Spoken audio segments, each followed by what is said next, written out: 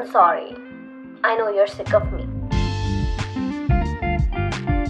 Hi everyone, it's Vitasta. Welcome back to my channel. It's been so long that I haven't seen your face. Not true. I've actually posted 2 videos last week, and if you haven't checked them out, then you should. And if you are new to this channel and you haven't seen any of my videos, then feel free to check out my channel. And if you like it, then please make sure to subscribe to my channel. I am so close to a century. I know most of you know that I have been like on a vacation and everything, and this is like my monthly ritual that I missed. Sorry, I was having fun, but I had to give you all an update of my favorite things like I always do. So I have combined all the time that I missed from last 2 months and combined this into this video called as my spring favorites. I know most of our country has never seen spring because it's either like 40 degrees or 4 degrees or whatever the hell this is, but it's spring somewhere. So without further ado, here are my spring favorites. Since I was on a vacation in Europe, did I say that already? So I was on a vacation in Europe and the weather was like really cold, but I still had to like wash my hair every 3 to 4 days because content. And since we started our days as early as like 8 a.m 9 a.m, I had to like quickly get up and just quickly wash my hair and stuff. It would be a mess because on the day you shampoo, your hair is always, and just like everyone, my hair is also an absolute mess on wash days. But this anti-frizz serum from Vilvah saved my life. I'm not kidding. It's like magic in a bottle. Vilvah's anti-frizz hair serum contains black seed oil, arnica oil and jasmine flower extract, which is so much better than the others in the market that have a lot of chemicals in them. It is perfect for colored and treated hair and also can be used as a heat protectant, and I really need it because I usually blow dry my hair. Not only this is just a serum, it also acts like an hair care supplement for frizzy and dry hair and also protects your hair from UV rays. But the best part about Vilvah hair serum is that it also treats your split ends and hair breakage while as protecting your color and also make it smooth and shiny. Like it's a whole package. All you need to do is spray a little bit on your palms and apply it on your damp hair and towel dried hair, and then you can style your hair however you want. It is totally free of sulfates, silicons, parabens, artificial fragrance, glycol and GMOs. I have washed my hair and applied it today, and as you can see, my hair is looking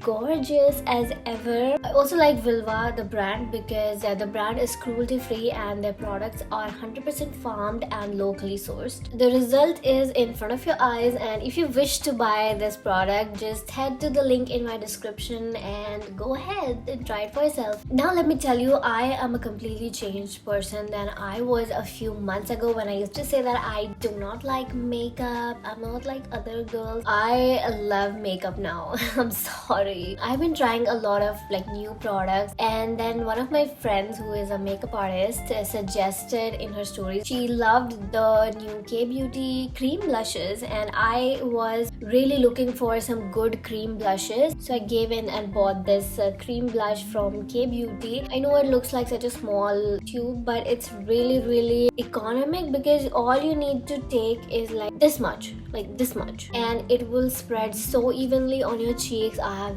literally applied it right now and it's so subtle. It gives you a very natural flushed cheek look, and I absolutely love how quickly it blends. It's my absolute favorite product recently. The packaging is typical the K-Beauty design package, and it's just a tube, very minimalist, and everything is written behind. The shade that I'm using is called Rustic Rush, and I am a sucker for peachy brick kind of color instead of pinks, and I will show you how the color looks. So this is the color, okay? I'll blend it for you. Look how smoothly it blends, so butter smooth. I really recommend this to you all because I think it's a very revolutionary product. So when I was in Paris, did I tell you I was in Paris? I was in Paris. On one of the days we went to the Versailles Palace and the Louvre Museum, and I had to dress up like very appropriate. I don't know if it was appropriate or not, but it's my favorite outfit from my whole trip. I don't know, just something about it is so hot. So this is the outfit that I was wearing. I think I was channeling this RGF goth girl thing with this maroon dress and this black turtleneck from H&M, and this dress was from Max, and then I was wearing stockings and then these boots from H&M. And I'm not joking with y'all, I did have some eyes on me because I could observe that. There was one point when on Snapchat somebody said, like one person said that I should have carried better clothes because this looks atrocious, and that kind of made me because I really loved this outfit so much. I just think that I was looking absolutely amazing that day. I don't say that a lot, so I'm so sorry I cannot show you the outfit like up front because I have most of my things still packed because I am going to leave Mumbai. Although there were many other contenders, but this one was best. This month was kind of special, so I have a special edition, my favorite day. I really wish I could tell you in detail, but for details you have to stay tuned for my vlogs. To be honest, every day, especially in Paris, was my favorite day. I absolutely had the time of my life there, but there was one day in Amsterdam that has like an edge, and it's really stupid, but I went to Madame Tussauds and I saw a Taylor Swift wax statue, the original wax statue, and I'm really like, I'm sure she might have seen it. I was so happy, like I felt so elated. I know it sounds crazy probably, but I just cannot explain that feeling. Like when I was near it and I could see our height difference, how tall she is, how exactly she is built. Like although the statue was from 1989 era where she was a little bit thinner, I don't know how to explain it, but when I held her hand, I was just, oh my god. But yeah, that was like one of my favorite days. Okay, I didn't find any time to listen to new music, but I have been listening to a lot of Doja Cat this month. I don't know why, especially Woman. I can be a woman. And it's not an underrated song that I'm going to tell you to like go listen to it, but I really love Doja Cat now. So this is my Receptify of this month, and she's my second most streamed artist. In new songs, I would say I have been completely obsessed with this snippet of the song from Brahmastra, that's Kesariya. Kesariya tera ishq hai piya. I think they released this song just for the Ranbir Alia wedding. Alia was looking so beautiful, like a doll. Anyways, but something about this snippet is so beautiful. It's just a 45-minute song, so it quickly climbed up my rankings because I kept it on repeat and it kept on playing again and again. So just checked my Receptify right now, and I totally forgot to mention this song that I was obsessed with for a few days. It is called Lento by Julieta Venegas. It's a Spanish song that I found on Twitter. It was playing in a TikTok about a man who murdered his wife and everything. I know it was really sad story, but the song was very catchy, so I shazammed it and I found out I do not understand a single word, but it's a very happy, peppy and catchy song, and you should definitely listen to it. It's like really good. Delicado y esperar.